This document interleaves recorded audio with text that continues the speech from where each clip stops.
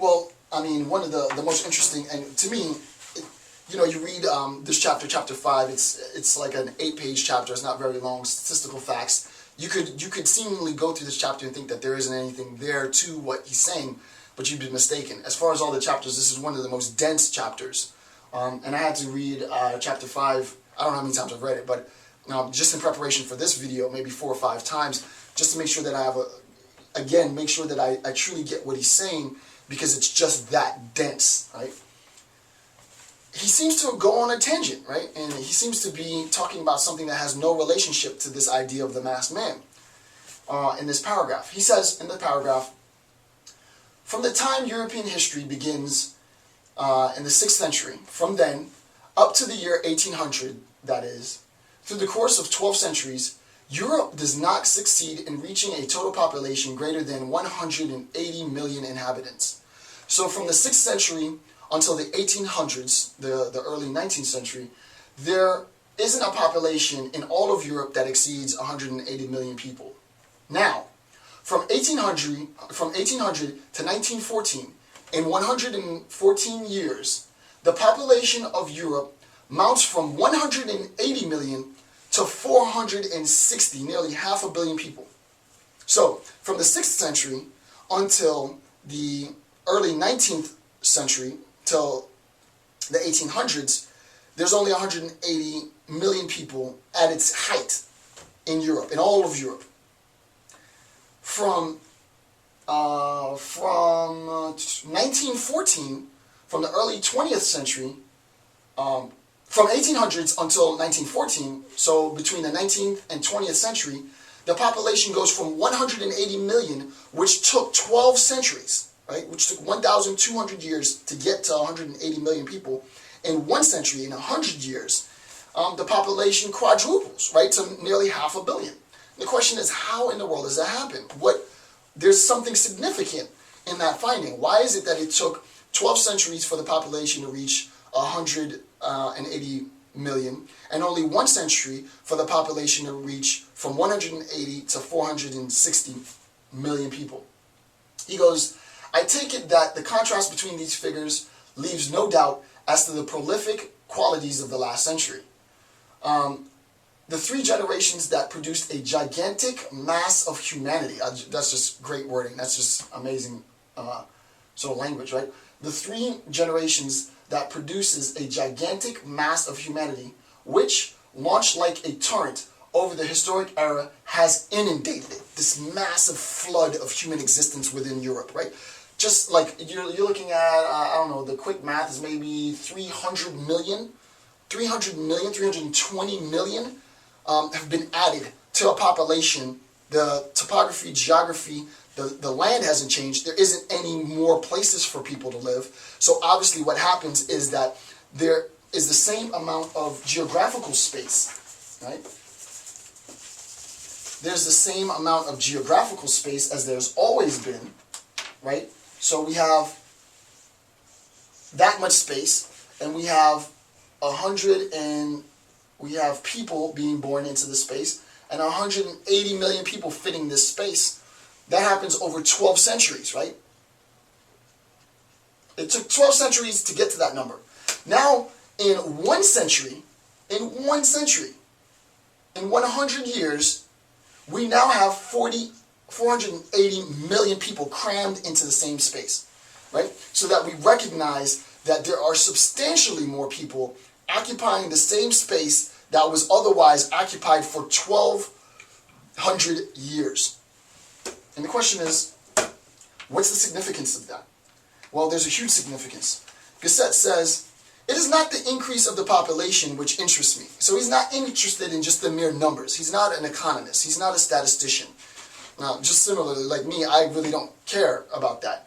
It's more the ideological, conceptual, theoretical implications of that number that's important, right? Why is that significant?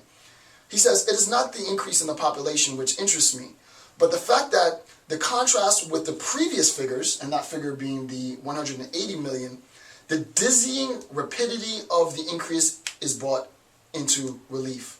For that rapidity means that speed with which the population sort of catapulted from 180 to 480, 160 to 480 million people. For that rapidity means that heap after heap of human beings have been dumped onto the historic scene at such an accelerated rate that it has been difficult to saturate them with traditional culture. They have been given tools for an intenser form of existence, right? But no feeling for their great historic duties. They have been hurled, inculcated with pride and power of modern instruments, but not with their spirit. What does he mean in that section? I mean, that's just a very powerful. Thinking about what happened, 10, 15 years after he published this book, it's not only, I think, solid theory. Not only that, I think what it's almost prophetic, right? It's almost prophetic. What is he saying? He's saying it took 1,200 years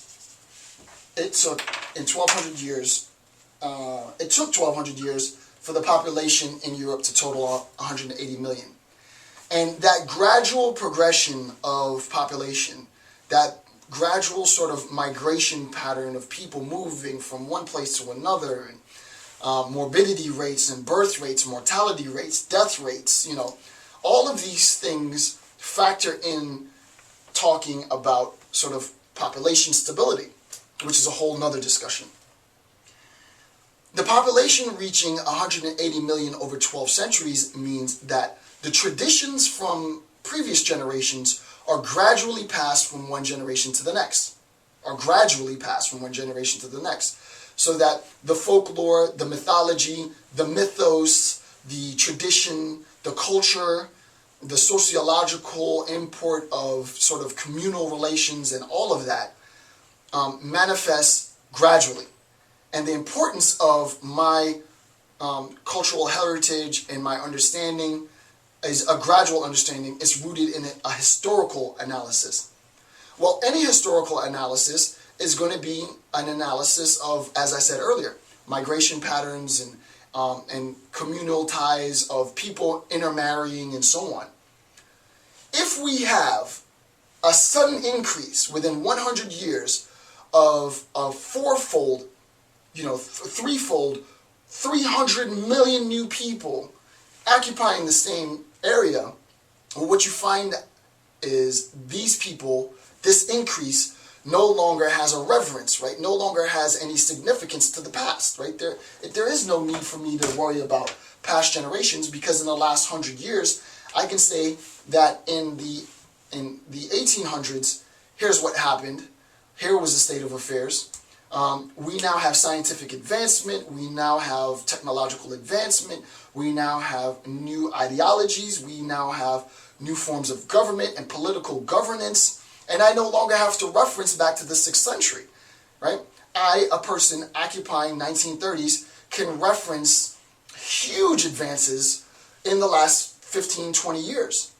What does that do? Remember, in our discussion, in Gasset's discussion on the plenitude of the time, and specifically this idea of the height of historical leveling, to be technical, is that modernity brings about an arrogance that dwarfs all previous generations, right? So one of the negative drawbacks of modernity is that those of modern culture often view themselves as having arrived at the highest, the culmination of human existence, right? The Ubermen, right? The Uber government, the highest, the pinnacle.